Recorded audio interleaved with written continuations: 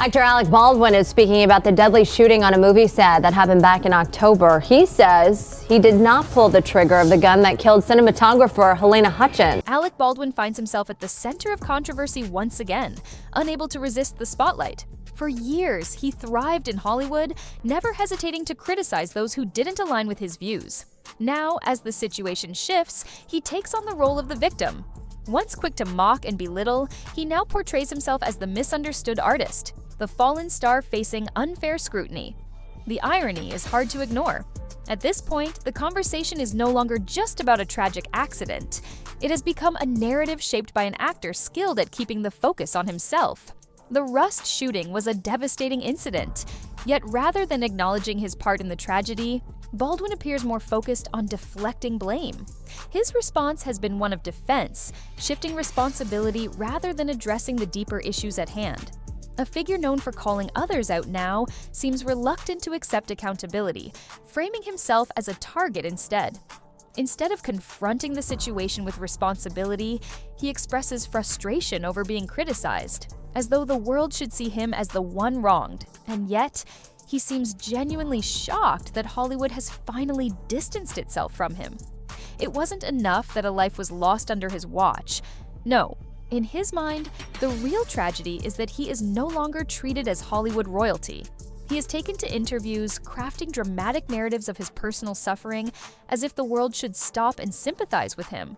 But let's be honest, his so-called exile isn't some deep, shadowy purgatory.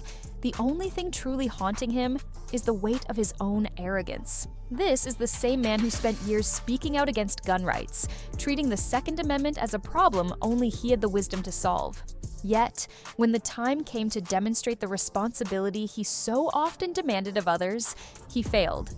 Now, instead of addressing that failure, he wants the world to believe he is just another casualty of cancel culture, as if he is the victim of some grand effort to silence him. No, this isn't cancel culture. It's consequences. The hypocrisy would almost be amusing if it weren't so unsettling. Here is a man who built a career on lecturing the public, holding himself up as Hollywood's moral authority. He could insult journalists, berate his own family, and play the role of the smug intellectual, all while benefiting from the industry's selective standards. But now that the dynamics have shifted, he suddenly sees himself as the oppressed one. The irony is overwhelming. What's even more unbelievable is that he actually thinks Hollywood will eventually welcome him back with open arms. He's counting on the industry's love for redemption arcs, trusting that his PR team can craft a narrative that will pave the way for a dramatic comeback. And honestly, he might not be wrong. If there's one thing Hollywood enjoys more than a scandal, it's pretending to forgive one of its own when the timing is convenient. But will audiences buy it? That's the real question. Because with every public appearance, every carefully crafted performance of regret, the spectacle only becomes more absurd.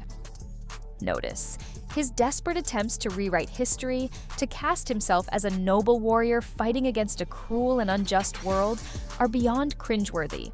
The true tragedy isn't just what happened on the Rust set, it's the sheer level of narcissism required to turn a devastating event into a personal sob story. If only he had shown as much concern for the real victim as he does for his own career. And let's not forget his latest media appearances, where he eagerly drops lines about how Hollywood insiders are still giving him positive communications. Oh, what a relief. Maybe, just maybe, they'll let him back in. The level of delusion is staggering. He clings to the idea that he's still relevant, still important, still part of the elite. But here's the reality. Hollywood has already moved on. The Rust case continues to loom over him, an inconvenient reminder that the world doesn't revolve around his ego. Yet, instead of facing that truth, he remains consumed with crafting his own pity narrative, while carefully sidestepping the parts where he should have exercised even the slightest bit of responsibility. "I didn't know there was a live round," he insists, as if ignorance somehow equals innocence. And of course, he never misses an opportunity to remind everyone just how difficult this has been for him. But let's be honest, his biggest enemy isn't cancel culture, the media, or even the Hollywood elites who have finally grown tired of him. His greatest enemy has always been himself. The arrogance, the self-importance, the inability to accept that actions have consequences. Those are the real reasons his career is in free fall. And if he still can't see that, then he deserves every bit of the reckoning that's coming his way. His version of events has more holes than a cheap Netflix thriller. He complains about how unfair it all is, yet conveniently ignores the fact that he wasn't exactly forced into this mess. Instead, he paints himself as a misunderstood hero, hoping that if he plays the role convincingly enough, the world will forget the truth. But his selective outrage is far louder than his sense of personal responsibility. For years, he lectured the world on politics, morality, and justice, wagging his finger at those he deemed unworthy. Now, with the spotlight turned on him, he's suddenly the victim of an unfair system. Funny how that works. His moral compass seems to function only when it serves his interests. He speaks about the importance of accountability, but somehow fails to hold himself to the same standard. The irony is almost poetic. Hollywood's most vocal anti-gun advocate now finds himself at the center of a scandal involving, of all things, a firearm.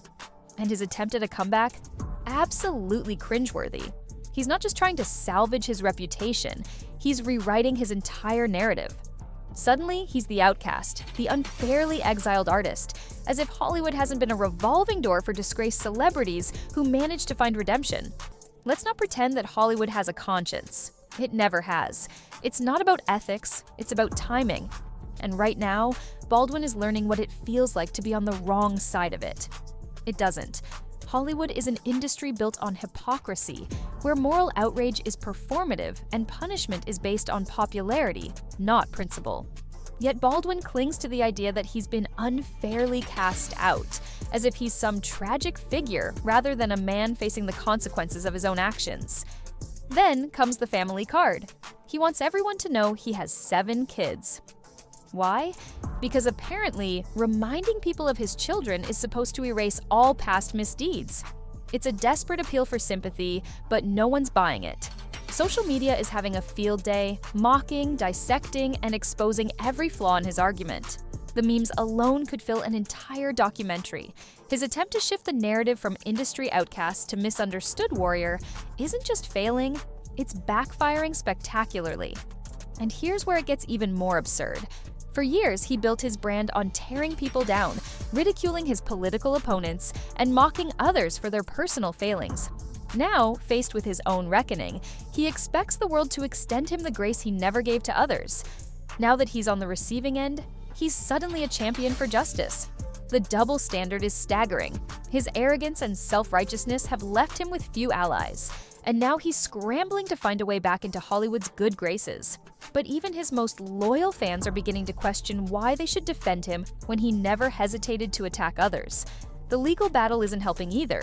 His attempts to frame this as a redemption arc are falling flat because the facts don't align with the fairy tale he's trying to sell. He wants to be seen as a noble figure fighting against a corrupt system, but the public isn't buying the script he's pushing. Hollywood is giving him a lukewarm reception at best, and even those who once supported him are finding it harder to ignore the contradictions in his character. This isn't just about Baldwin, it's about Hollywood's entire culture of hypocrisy. The industry loves to prop up its darlings, but the moment they become inconvenient, they're discarded. The same people who decry cancel culture are often the first to participate in it when it serves their interests. And Baldwin, he has become the poster child for this entire mess, a man who made a career tearing others down, now desperately trying to claw his way back up.